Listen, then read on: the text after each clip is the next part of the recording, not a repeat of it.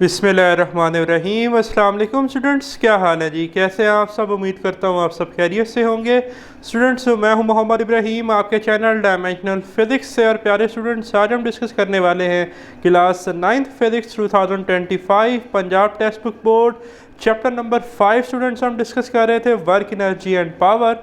और आज का हमारा टॉपिक है जी numerical problems of chapter number 5, जिसमें फर्स्ट क्वेश्चन न्यूमेरिकल प्रॉब्लम आपके सामने डिस्प्ले पर है 5.1। A force of 20 newton acting at an angle of 60 degree to the horizontal is used to pull a box through a distance of 3 meter across a floor. How much work is done? Students, suppose करें जी ये एक आपके पास box है, इसमें चीनी है, ठीक है, शुगर बॉक्स है। इस शुगर बॉक्स पे जो फोर्स लगाई जा रही है वो 20 न्यूटन है, और ये force with respect to horizontal और फ्लोर जो है एंगल बनाती है 60 डिग्री। और ये जो बॉक्स है, शुगर बॉक्स, ये 3 मीटर का डिस्प्लेसमेंट कवर करता है। तो कहा गया है कि इस केस में वर्क कितना होगा। तो सबसे पहले बात कर ली जाए गिवन डाटा की, और जो पैटर्न यहाँ पर रखा गया है given data to find solution, ये एग्जैक्ट आप अपने बोर्ड पैटर्न में इस्तेमाल करेंगे, ठीक है। तो गिवन डाटा हमारे पास फोर्स कितनी है 20 न्यूटन, एंगल कितना है with respect to horizontal theta 60 degree, और डिस्प्लेसमेंट हमारे पास कितना है S is equal to 3 metre. To find work हमने कैलकुलेट करना है। तो सिंपल है जी, सोल्यूशन क्या है जी, we know that work is equal to F S cos theta. W क्या होता है जी हमारे पास, F S cos of theta. Just values put करनी। W is equal to force की जगह 20, एस की जगह 3, कॉस 60 डिग्री। और कॉस 60 को स्टूडेंट्स जब आप सॉल्व करेंगे कैलकुलेटर से तो आपके पास आंसर आएगा 1/2, ठीक है। और ये 20 मल्टीप्लाई बाय 3 आंसर बना देंगे 60। तो 60 मल्टीप्लाई बाय 1/2 आंसर आ जाएगा 30। So work is equal to 30 joule, ठीक है जी। तो फर्स्ट हमने सॉल्व कर लिया। फिर नेक्स्ट सेकंड है जी हमारे पास 5.2। A body moves a distance of 5 meter in a straight line under the action of a force of 8 Newton's.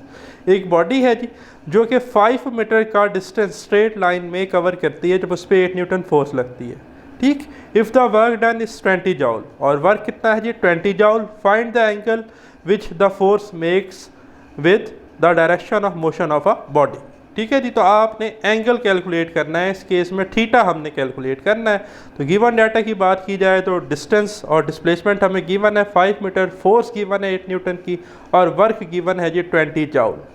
Theta to find, हमने जो है जी थीटा को कैलकुलेट करना है। सोल्यूशन अगेन सिंपल, वही फार्मूला जो हमने अबव प्रॉब्लम में सॉल्व किया। We know that W is equal to F S cos of theta. अब हमने कॉस थीटा कैलकुलेट करना है, तो हम वर्क की वैल्यू गिवन है तो हम वर्क की वैल्यू पुट कर लेंगे, ठीक है। या सेकंड ये है कि आप सबसे पहले कॉस थीटा का एक्सप्रेशन सिंप्लीफाई करें, जैसा कि मैंने यहाँ पर किया है।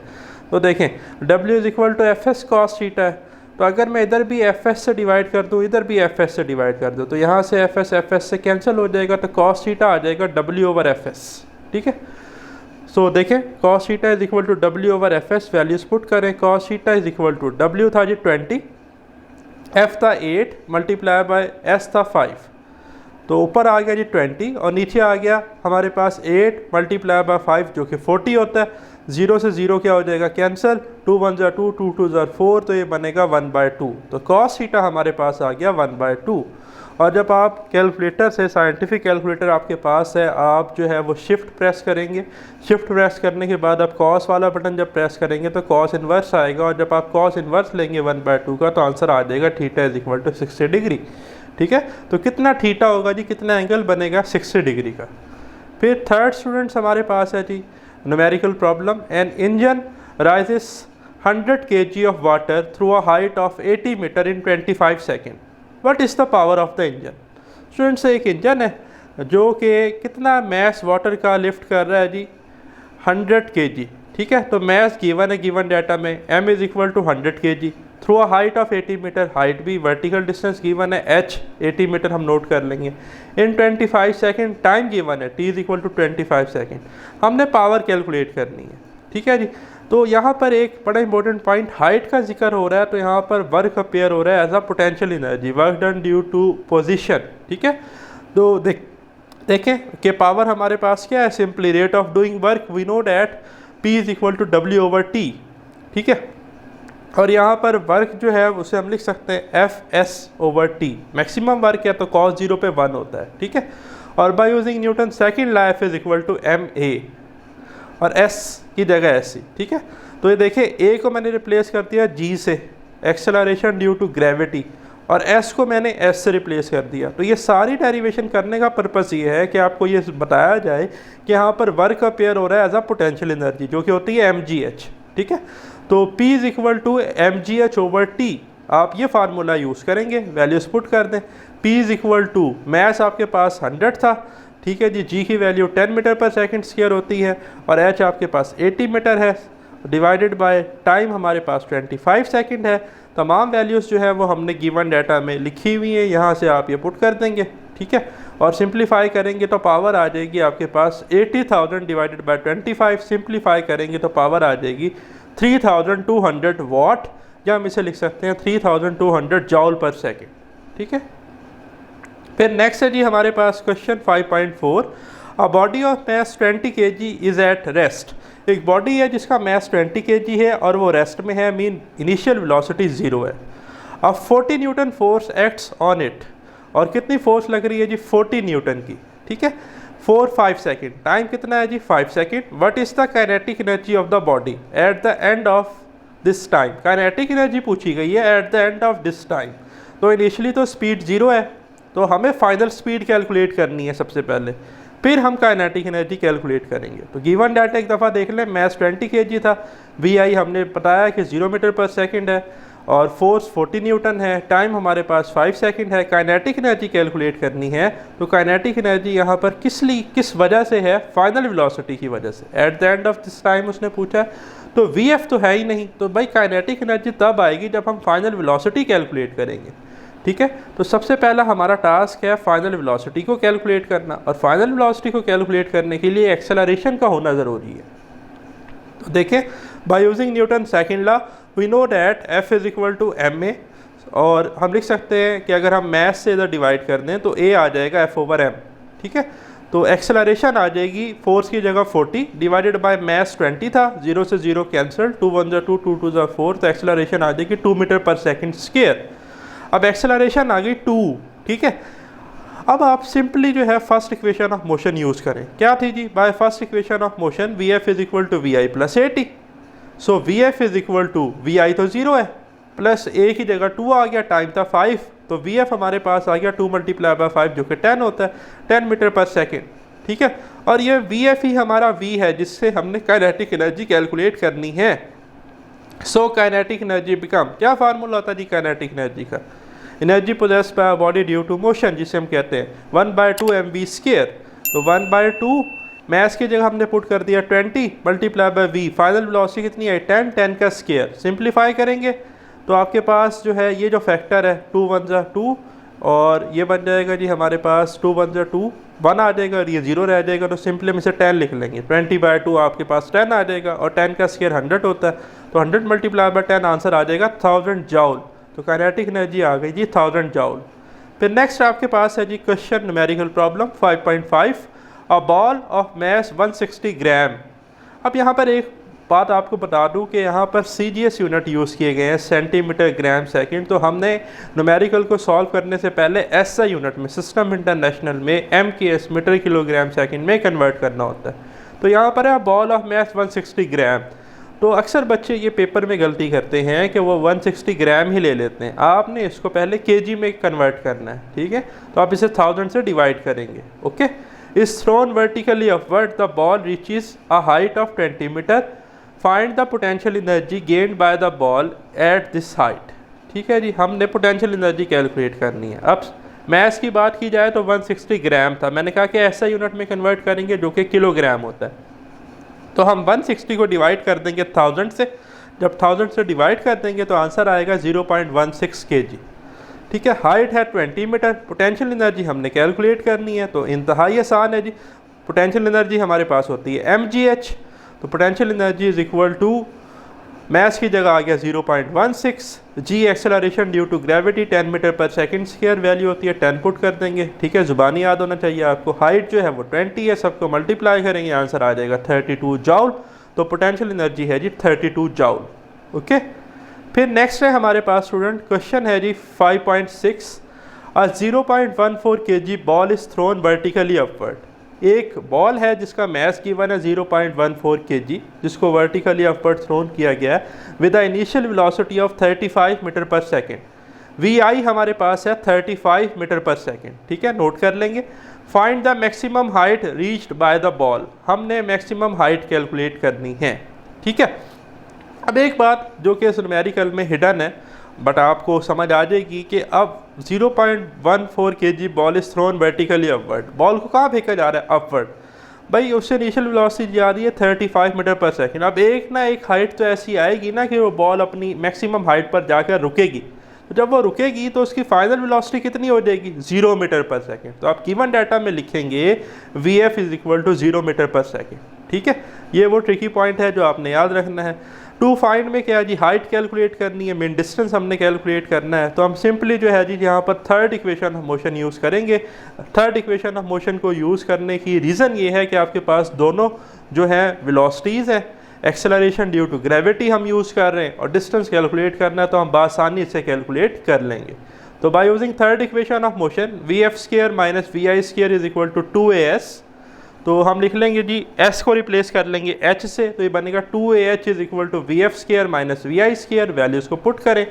अब एक पॉइंट बता दूं कि बॉल को अपवर्ड थ्रो किया जा रहा है तो अगेंस्ट द ग्रेविटी जा रही है, और against the gravity value of g negative होती है, तो एक ही जगह हम -g लिखेंगे यानी कि -10 लिखेंगे, ठीक है। तो 2 एक ही जगह आ गया -g यानी कि -10, और हाइट h ही रही is equal to V F square था, तो वी एफ हमारे पास 0 था तो 0 का स्क्वायर हो गया, और माइनस वी आई स्क्वायर है तो -35 का स्क्वायर आ जाएगा। ये देखें मैंने यहाँ हिंट दे दिया है कि a is equal to -g which is equal to -10 metre पर सेकेंड स्क्वायर। इसे सिंप्लीफाई करेंगे तो ये बनेगा -20h इज इक्वल टू 35 का स्क्वायर आपके पास आ जाएगा 1225, ठीक है, और साथ माइनस था तो माइनस आएगा, ये माइनस इस माइनस से कैंसिल हो जाएगा, और हाइट कैलकुलेट करनी है तो इस 20 से इधर हम डिवाइड कर देंगे। जब 20 से डिवाइड करेंगे तो हाइट आ जाएगी 61.25 मीटर, ठीक है जी। तो 61.25 मीटर की जो हाइट है वो बॉल कवर करेगी। फिर नेक्स्ट है question 5.7, a girl is swinging on a swing at the lowest position of her swing she is 1.2 meter from the ground. एक बेटी है जो कि क्या कर रही है, झूला झूल रही है, और जो लोएस्ट पोजीशन पर उसकी हाइट है वो कितनी है, 1.2 मीटर ग्राउंड से। And at the highest point she is 2.0 meter from the ground, और हाईएस्ट पॉइंट पर जो उस बेटी की हाइट है ग्राउंड से वो है 2 meter. What is her maximum velocity and where, पूछा ये जा रहा है कि कहाँ पर वेलोसिटी मैक्सिमम होगी और कितनी होगी। भाई पहली बात, आपको law of conservation of energy तो पता है कि energy can neither be created nor be destroyed but it can be converted from one form to another.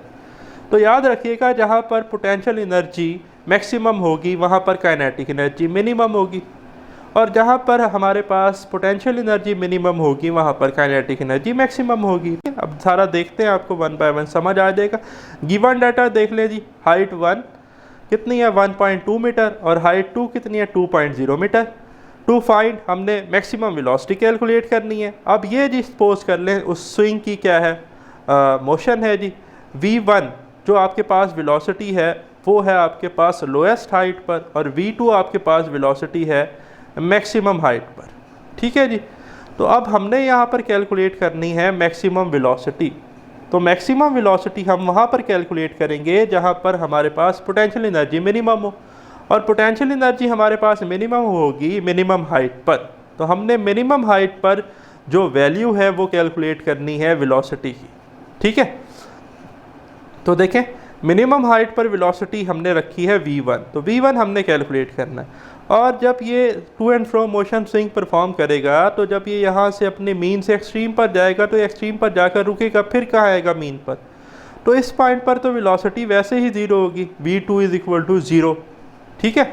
तो यहाँ पर जो हमने फार्मूला यूज़ करना है वो actually law of conservation of energy है। By using law of conservation of energy, loss in potential energy is equal to gain in kinetic energy, ठीक है जी।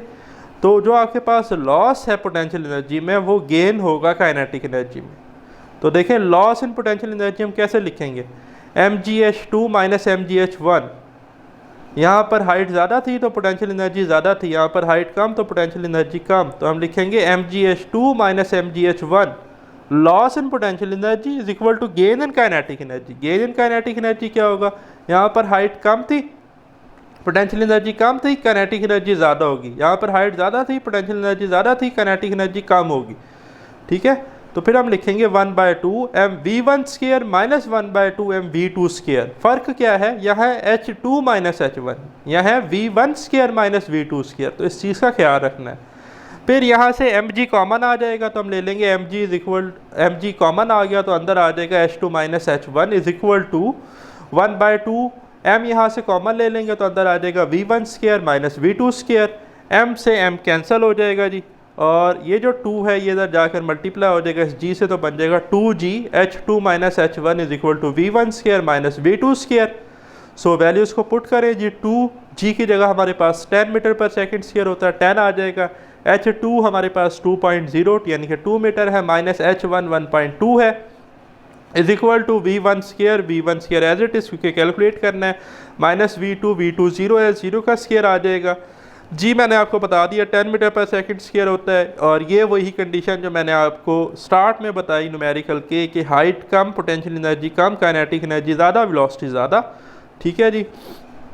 सो जब हम इसे सिंप्लीफाई करेंगे 2 मल्टीप्लाई बाय 10 आंसर आएगा 20, और 2 माइनस 1.2 आंसर आ जाएगा 0.8, और v1 square as it is रहेगा। 20 मल्टीप्लाई बाय 0.8 आंसर आएगा 16, और 16 4 का स्क्वायर बनता है। तो जब हम 4 का स्क्वायर इसे लिख लेंगे और दोनों तरफ स्क्वायर रूट लेंगे तो v1 आ जाएगा √4 स्क्वायर या √16 आप लिख सकते हैं। तो आंसर आएगा v1 is equal to 4 meter पर सेकेंड। और वेलोसिटी मैक्सिमम होगी जहाँ पर पोटेंशियल एनर्जी मिनिमम होगी, तो एट लोएस्ट पोजीशन हम लिखेंगे v1 is equal to maximum velocity 4 meter पर सेकेंड एट लोएस्ट पोजीशन। ठीक है, तो आप प्रॉपर आंसर लिखेंगे। फिर हमारे पास है जी next 5.8, a person pushes a lawn mower with a force of 50 newton making an angle of 45 degree with the horizontal. If the mower is move through a distance of 20 metre, how much work is done. एक माली है जी, ठीक है जी, आप suppose कर लें person है जो एक लॉन मूवर को पुश कर रहा है, कितनी फोर्स है जी 50 न्यूटन से, जो कि हॉरिजेंटल एक्स एक्सिस के साथ एंगल बना रही है 45 डिग्री। और जब वो मूवर को मूव करता है तो वो डिस्टेंस कितना कवर करता है 20 मीटर। हमने सिंपली वर्क कैलकुलेट करना है। तो गिवन डाटा क्या है जी, force 50 newton, theta 45 degree, S 20 metre, और वर्क हमने कैलकुलेट करना है। W we know that W is equal to F S cos of theta, just values put करनी है। W is equal to F की जगह 50, S की जगह 20, और कॉज ऑफ थीटा यानी कि कॉज ऑफ 45 डिग्री आ जाएगा। So work is equal to 1000 multiply by cos 45 होता है 0.707, तो ये बन जाएगा 707 जाउल जब हम इसे मल्टीप्लाई करेंगे। ठीक है, तो वर्क हमारे पास आ जाएगा 707 जाउल, आप मार्क कर लेंगे, ये आपका आंसर है। फिर नेक्स्ट है जी numerical question 5.9, calculate the work done in pushing.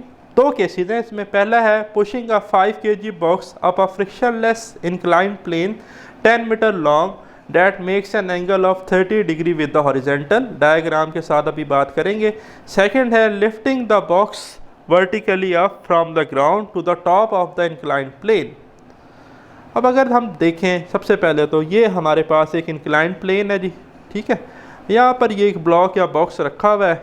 ठीक है जी, एक तो हमने ये वर्क कैलकुलेट करना है कि जब इस बॉक्स के ऊपर हम फोर्स लगाएं और ये 10 मीटर की इंक्लाइंड स्लोप को कवर करे तो बताएं वर्क कितना होगा। दूसरा ये है कि अगर यहाँ ग्राउंड पर एक ब्लॉक रखा हुआ हो या बॉक्स रखा हुआ हो, उसको हमने उठाकर इस हाइट यहाँ तक लेकर जाना हो, ठीक है, तो बताएं वर्क कितना होगा।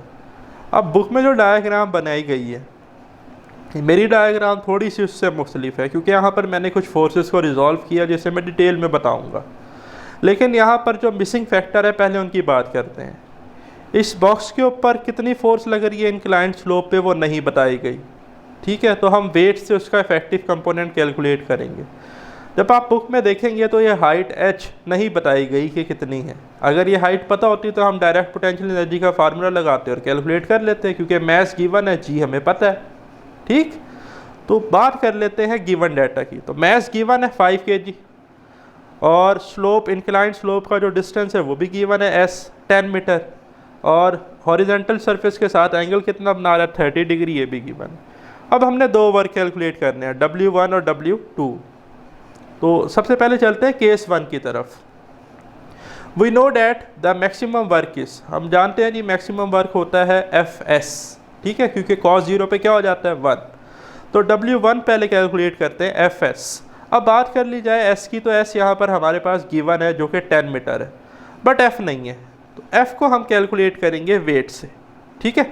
तो देखिए हम वेट, मैंने फोर्स को रिप्लेस कर दिया किससे, वेट से। तो वेट का कौन सा ऐसा इफेक्टिव कंपोनेंट है जो कि डिस्प्लेसमेंट की डायरेक्शन में, हमने पढ़ा ना कि in physics work is said to be done if force is acting on a body its cover displacement in the direction of force, ठीक है।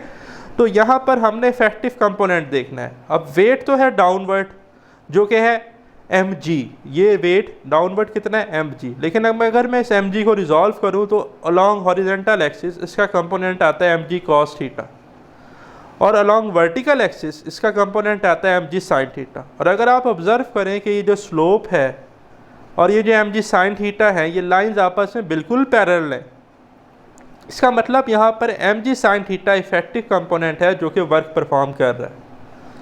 तो यहाँ पर वेट का हम जो कंपोनेंट यूज़ करेंगे वो mg sin थीटा है, ये आपने एक तो पॉइंट याद रखना है जी, ठीक है। तो ये देख लें, वेट की जगह पर मैंने लिख लिया mg sin थीटा और s एज इट इज़ आ गया, ठीक। तो ये फोर्स वाला मसला हल हो गया, क्योंकि यहाँ पर mg sin थीटा ही फोर्स लग रही है। तो देखें मैथ था 5, g 10 होता है हमारे पास, और एंगल 30 है तो sin 30 आ जाएगा, और s गिवन था 10, हम पुट कर देंगे, 5 इंटू 10 आ जाएगा 50, sin 30 पर होता है 0.5, और 10 को एज इट इज़ लिख लेंगे, सबको मल्टीप्लाई करेंगे तो W1 वर्क हमारा आ जाएगा 250 जॉल, ठीक है। अब बात रह गई इस हाइट की। सेकंड जो हमने वर्क कैलकुलेट करना है वो एक्चुअली पोटेंशियल एनर्जी है, ठीक है, फॉर केस 2। लेकिन अब हमें तो हाइट चाहिए ये, ठीक है। तो भाई यहाँ पर हम ट्रिग्नोमेट्री यूज़ करने जा रहे हैं। राइट एंगल ट्राइंगल है ना, राइट एंगल ट्राइंगल की पहचान क्या है कि दो साइड्स के दरमियान एंगल कितना होता है 90, ये देखें यहाँ पर नज़र भी आ रहा है, ये बेस है ट्राइंगल की, थीटा के सामने परपेंडिकुलर होता है और ये हाइपोटेनियस है। तो ये परपेंडिकुलर हाइट एच हमने कैलकुलेट करनी है। तो यहाँ पर हम trigonometric function sine theta use करेंगे। साइन थीटा क्या होता है, परपेंडिकुलर ओवर हाइपोटेनियस। तो देखें यही मैंने यूज़ किया, sine theta is equal to perpendicular over hypotenuse, ठीक है जी। Sine theta is equal to H over S, perpendicular over hypotenuse है, परपेंडिकुलर एच था और हाइपोटेनियस हमारे पास क्या है जी यहाँ पर ये एस जो कि 10 मीटर है, ठीक है, जो हमने वर्क में यूज़ भी किया अभी अबव केस में। तो sine theta H over S, H तो हमें पता ही नहीं है क्या है, तो इस एस को इधर मल्टीप्लाई कर दें तो एच आ जाएगा sine theta multiply by S. अब साइन थीटा आएगा साइन 30 मल्टीप्लाई बाय एस, 10 था इंक्लाइन प्लेन का जो हमारे पास डिस्टेंस है, तो साइन 30 होगा 0.5 मल्टीप्लाई बाय 10, आंसर आ जाएगा 5 मीटर। तो भाई ये जो हाइट थी ये आ गई हमारे पास 5 मीटर, ठीक है। तो यहाँ पर तो वर्क अपेयर होगा एज अ पोटेंशियल एनर्जी। तो W2 is equal to mgh, तो मैस गिवन है 5 kg था, g हमें पता है 10 होता है, हाइट हमने कैलकुलेट कर ली 5, तो इस सब को मल्टीप्लाई करेंगे तो आंसर आ जाएगा 250 जॉल। तो दोनों केसेस में वर्क बराबर होगा और law of conservation of energy भी सेटिस्फाई हो गई, और होनी भी चाहिए क्योंकि वो लॉ है, कानून है फिजिक्स का, ठीक है। तो W1 और W2 बराबर है जी, W1 भी 250 जॉल, W2 भी 250 जॉल, तो ये आप मार्क कर लेंगे। फिर नेक्स्ट है हमारे पास question 5.10, a box of mass 10 kg is pushed up along a ramp 15 meter long with a force of 80 Newton. If the box rises up a height of 5 meter, what is the efficiency of a system? First of all students, efficiency क्या होती है? efficiency हमारे पास ratio होती है output delivered divided by given input into multiply by 100%, ठीक है। तो यहाँ पर हमने एफिशिएंसी निकालनी है, तो एफिशिएंसी निकालने के लिए हमें पहले आउटपुट भी आनी चाहिए और इनपुट भी। तो बॉक्स का मैस कितना 10 kg गिवन डाटा में नोट कर लिया, ठीक है जी। और कितना उसने डिस्टेंस कवर किया है, एस 15 मीटर, हम लिख लेंगे S is equal to 15 meter, और फोर्स यहाँ पर गिवन है 80 न्यूटन, तो हम लिख लेंगे F is equal to 80 newton. तो ये सारा डाटा हम नोट कर लेंगे। फिर एक और चीज़ भी है कि if the box is raise up a height of 5 meter, तो हाइट गिवन है एच, स्मॉल एच 5 मीटर हम नोट कर लेंगे। एफिशिएंसी हमने कैलकुलेट करनी है, तो सिंपल है जी, we know that the efficiency of a system is percentage efficiency is equal to useful output energy over given total input energy multiply by 100%। So percentage efficiency को हम लिख लेंगे। अब यूज़फुल आउटपुट एनर्जी हमारे पास जो है वो ड्यू टू हाइट है और वो अपेयर हो रही है as a potential energy mgh, और गिवन इनपुट एनर्जी जो हमने वर्क किया है वो है fs। ठीक है जी, तो हम लिख लेंगे फार्मूला बन जाएगा mgh over fs multiply by 100%। Just values put करनी है और यहाँ आ जाएगा जी 10 multiply by 10 multiply by 5 divided by 80 multiply by 15 multiply by 100%। ये ऊपर वाला फैक्टर जब हम सॉल्व करेंगे तो आंसर आएगा 500, और डिनोमिनेटर में हमारे पास जब हम फैक्टर सॉल्व करेंगे तो आंसर आएगा 1200 मल्टीप्लाई बाय 100%। इस सब को सॉल्व करेंगे तो आंसर आता है 41.66%। राउंड ऑफ कर लेंगे, 6 ग्रेटर देन 5 है तो ये बन जाएगा 41.7%। तो परसेंटेज एफिशिएंसी हमारे पास आ जाएगी 41.7%। ओके जी, नेक्स्ट है हमारे पास question 5.11। A force of 600 Newton acts on a box to push it 5 meter in 15 seconds. Calculate the power. Simple है जी, हमने rate of doing work calculate करना है। फोर्स गिवन है 600 न्यूटन की, डिस्टेंस गिवन है s is equal to 5 meter, time given है हमारे पास जी 15 सेकेंड, और पावर हमने सिंपली कैलकुलेट करनी है। रेट ऑफ डूइंग वर्क है तो power is equal to work over time, और वर्क होता है fs मैक्सिमम वर्क, क्योंकि cos 0 पे 1 होता है जी, तो P is equal to fs over t। So हम फोर्स लिख लेंगे जी 600 मल्टीप्लाई बाय s था 5 डिवाइडेड बाय टाइम था 15, तो 600 मल्टीप्लाई बाय 5 आप इसे सॉल्व करेंगे तो आंसर आ जाएगा 3000 डिवाइडेड बाय 15 आंसर आ जाएगा 200 वाट। तो पावर आ जाएगी हमारे पास 200 वाट। ओके जी, फिर नेक्स्ट है जी question 5.12। A 40 kg body runs up stairs 10 metre high in 8 second, what power he delivered. एक पर्सन है जिसका मैस गिवन है जी, मैस कितना है हम गिवन डाटा में लिख लेंगे 40 kg, runs up a stairs of 10 meter, height given है स्टेयर्स की 10 meter in 10 second, time given है 8 सेकेंड। ठीक है, व्हाट पावर ही डिवेल्प्ड। तो पावर हमने सिंपली कैलकुलेट करनी है। पावर हमारे पास होती है rate of doing work, work over time, और यहाँ पर हाइट है तो वर्क अपेयर हो रहा है एज अ पोटेंशियल एनर्जी, तो हम लिख लेंगे power is equal to potential energy over time, या हम लिख लेंगे mgh ओवर टाइम। तो power is equal to mass था 40 मल्टीप्लाई बाय g 10 मीटर पर सेकेंड स्क्वायर, हाइट थी 10 डिवाइडेड बाय टाइम 8 सेकेंड था, और ऊपर वाला फैक्टर सॉल्व करेंगे तो आंसर आएगा 4000, नीचे था 8, 4000 डिवाइडेड बाय 8 आंसर आ जाएगा हमारे पास पावर का 500 वाट। ओके जी, फिर नेक्स्ट हमारे पास लास्ट न्यूमेरिकल प्रॉब्लम है जी इस चैप्टर का 5.13। A force F acts through a distance L on a body. The force is then increased to 2F, then further acts through 2L. Sketch a force displacement graph and calculate the total work done. Students, एक तो हमने force displacement graph draw करना है और फिर हमने total work calculate करना है। याद रखिएगा कि area under the force displacement graph हमें टोटल वर्क डन की इंफॉर्मेशन प्रोवाइड करता है। तो सबसे पहले अलोंग एक्स एक्सिस आप जो है वो डिस्प्लेसमेंट ले लें, और along Y axis vertical axis आप फोर्स ले लें।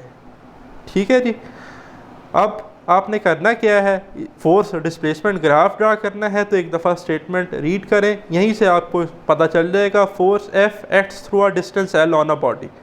ठीक है, एक बॉडी पर फोर्स F लगी तो उसने कितना डिस्प्लेसमेंट कवर किया, L। तो ये देखें यहाँ पर आपने सबसे पहले ग्रेडिंग कर लेनी है। ठीक है जी, ये तकरीबन 1 सेंटीमीटर की लाइन है, L, फिर 2L, 3L, 4L, 5L, इसी तरह फोर्सेस के भी पैचेस बना लेने, F, 2F, 3F, 4F, छोटे छोटे टुकड़ों में डिवाइड कर लेंगे।